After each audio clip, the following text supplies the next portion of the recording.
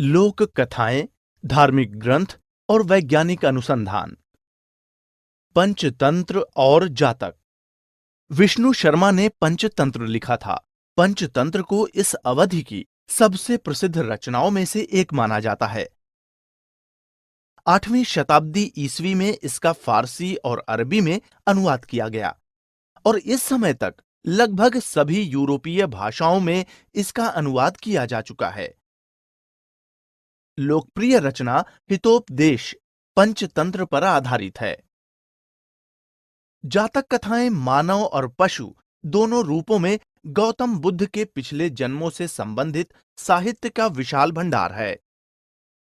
अक्सर जातक कथाओं में पात्रों की विस्तृत भूमिका शामिल होती है, जो अंतरक्रिया करते हैं और विभिन्न प्रकार की परेशानियों में उलझ जाते हैं।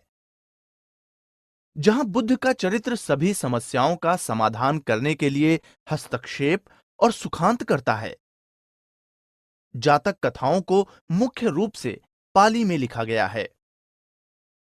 पुराण और स्मृति।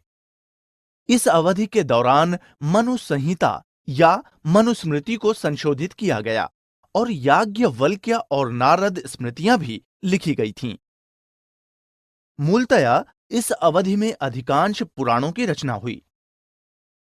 जैसा कि हम देख सकते हैं कि विभिन्न हिंदू देवी देवताओं की पूजा होने लगी थी, इसलिए देश के विभिन्न हिस्सों से बड़ी संख्या में विभिन्न संस्करण सामने आ रहे थे।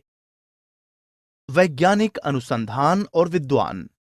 गणित के क्षेत्र में आर्यभट्ट ने आर्यभट्टियम नामक पुस्तक लिखी। वो गणित को अपने आप में एक विषय के रूप में देखने वाले पहले व्यक्ति थे। उन्होंने विकास, क्षेत्र और आयतन, प्रगति और बीजगणितीय पदों और अन्य का वर्णन किया। चिकित्सा विज्ञान में चरक और सुश्रुत इस अवधि के दो प्रसिद्ध चिकित्सक थे। इस अवधि में हस्तायुर्वेद नामक एक पुस्तक लिखी गई,